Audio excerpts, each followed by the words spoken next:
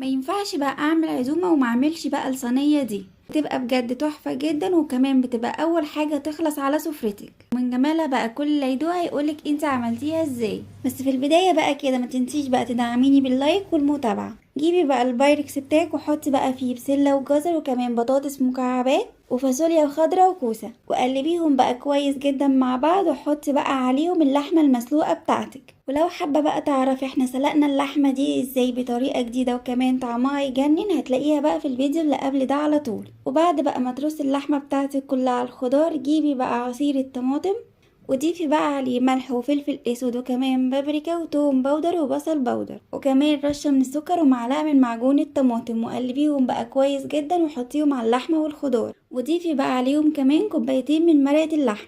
ودخلي بقى يا ست الكل الصينية التحفة دي اللي هتشرفك في كل عزومة الفرن على درجة حرارة 180.